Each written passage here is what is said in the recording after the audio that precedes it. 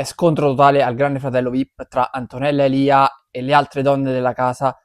Molto prevedibile ovviamente questo scenario, però andiamo ad approfondirlo proprio in questo video. Prima vi ricordo, qualora avesse piacere nel seguire i miei contenuti, di iscrivervi al mio canale YouTube Daniele Forsinetti e magari anche di lasciare un like a questo video. Allora, Antonella Elia all'interno della casa del Grande Fratello aveva stabilito una sorta di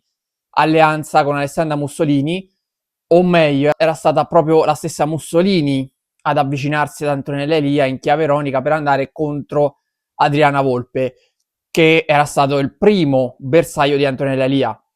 Chi ha seguito Antonella Elia nel corso di altri reality o proprio del Grande Fratello, che è andato in scena praticamente 6 anni fa, tanto tempo ma neanche troppo, Antonella Elia non è cambiata per niente, è sempre lei, ha sempre quel carattere e soprattutto è una mina vagante, perché come le dice una parola fuori posto che possa essere molto chiara, quindi un attacco diretto, oppure un qualcosa che lei interpreta come tale, si ribalta tutto, perché da amico passi a nemico. Questo è stato quanto accaduto nel corso della puntata, soprattutto con Marco Berry. Per carità, le ha dato della feroce e Marco Berry ha cercato di aggrapparsi agli specchi, mettendo quella parola in un'accezione positiva che onestamente io non riesco a vedere, anche perché pure lui non mi sembra che abbia dato una spiegazione esemplare e chiara di quanto detto e di quanto volesse intendere. Però non è questo il focus del discorso, perché il focus del discorso è tra Antonella Elia e Alessandra Mussolini e anche Paola Caruso, dato che le tre nel corso dei primi giorni, e non è che ne siano passati tanti altri visto che non siamo neanche a 3 settimane, si erano avvicinate molto in maniera abbastanza naturale, soprattutto prendendo in giro Adriana Volpe e creando quel gruppetto che onestamente non è che mi piacesse molto,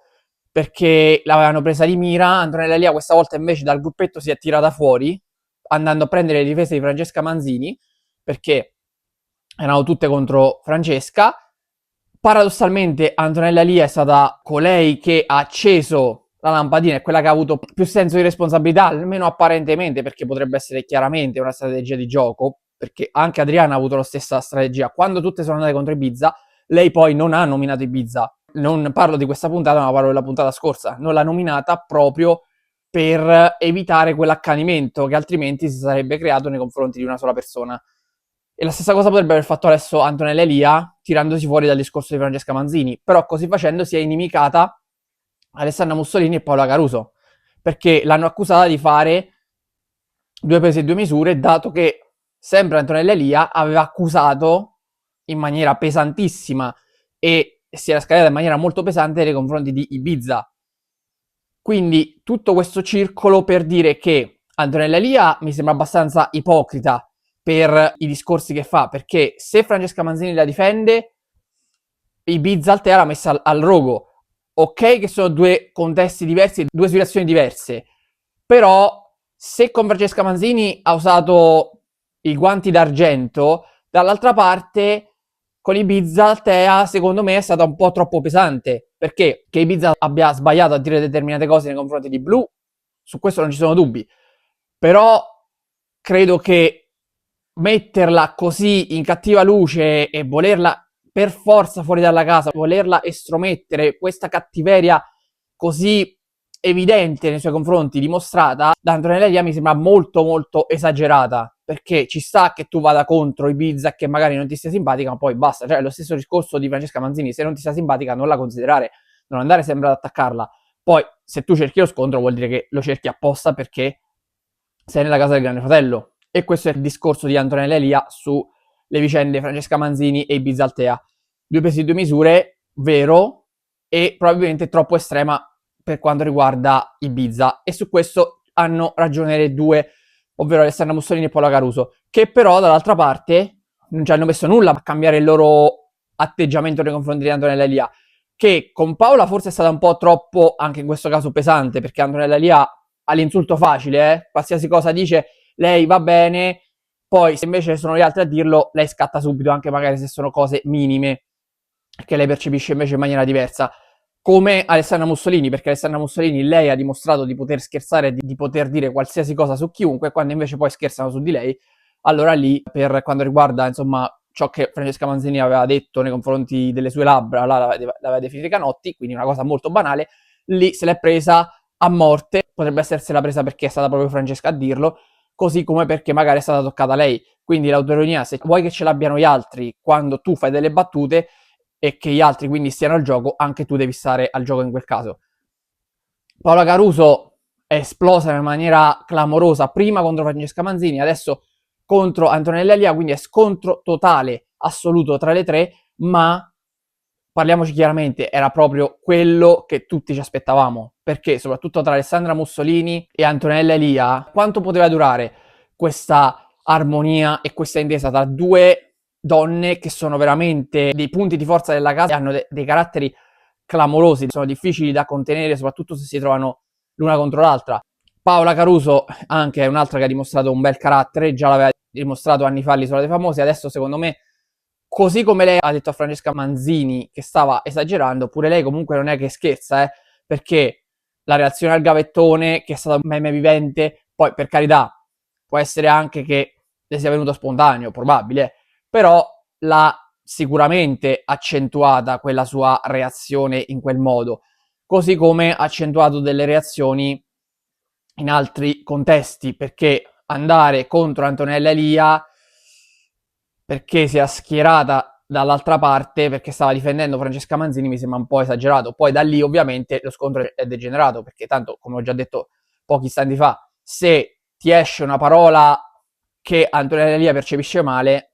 lì è finita perché poi passa al contrattacco e chiaramente Paola Caruso non è una che sta a guardare e resta zitta e quindi esplode la bomba definitivamente. È uno scontro che si è acceso e che conferma che le donne sono assolute protagoniste di questa edizione. Quindi gli uomini non si possono lamentare del fatto che sono rimasti in 5 e che già ne siano stati eliminati 3. Se non rendono all'interno del contesto e non creano dinamiche, è normale che poi vadano fuori. Onestamente, al momento il Grande Fratello lo stanno tenendo in piedi Antonella Lia, Alessandra Mussolini e Paola Caruso proprio con questo scontro, anche la stessa Francesca Manzini, l'unico più rilevante degli uomini è Raimondo Todaro. Anche Renato, ma Renato molto più in dinamiche amorose che di fatto non sono mai decollate, mentre Todaro quantomeno sta creando questo scontro e questa faida con Alessandra Mussolini e Paola Caruso in questo momento. Poi c'è anche da sottolineare Adriana Volpe, sicuramente ha avuto il suo ruolo nelle prime puntate, però è più un qualcosa che arrivava da Grande Fratello VIP precedente che avevano fatto, no? Nel 2020 lei e lei Elia. Di spontaneo in questo momento è nato lo scontro con Alessandra Mussolini, ma è già finita lì. Sono sicuro che Adriana Volpe ci regalerà altri contenuti e altri colpi di scena. Mentre gli uomini devono darsi una svegliata, perché Raul a me sta simpatico, per carità, così come anche Renato, ma al di là della simpatia, all'interno del contesto, all'interno della casa del Grande Fratello, stanno veramente smuovendo pochissimo, non stanno creando, non perché debbano per forza scontrarsi e andare a litigare, però devono dare al pubblico un motivo per appassionarsi al programma e a loro, che li possa far seguire. E al momento io ne vedo pochi, onestamente. Io ricordo qualche anno fa lo scontro tra Aldo Motano e Alex Belli, con Alex Belli che aveva orchestrato tutto quel teatrino. Per carità, non mi è piaciuta la situazione e i movimenti di Alex Belli, ma è stato un grande concorrente e soprattutto lo scontro con Aldo Montano a me onestamente fomentò un sacco, con Gianmaria che era lì in mezzo, che sembrava comunque avvicinarsi ad Alex Belli, ma alla fine poi ha capito che Alex Belli faceva il doppio gioco e non faceva il suo bene, e quindi si è messo totalmente dalla parte di Aldo Montano. Alex Belli poi nutriva questa sorta di gelosia un po' nei confronti di Aldo Montano perché era il punto di riferimento della casa e avrebbe voluto esserlo lui. Però questo comunque è il passato, ma lì c'erano delle dinamiche tra uomini, non solo in quell'edizione, anche in altre, che sono state veramente, veramente interessanti. Qui al momento zero, tutto tace, e invece le donne hanno creato questo scontro totale, soprattutto Antonella Elia che si è messa contro al momento Alessandra Mussolini, Paola Caruso e anche Lucia Ilardo, perché pure Lucia l'ha nominata e non a caso si ritrova al televoto adesso, ma sicuramente gli scenari e le alleanze cambieranno nuovamente come previsto. Per oggi è tutto, vi do appuntamento alla prossima puntata di Fortinet. Ciao a tutti.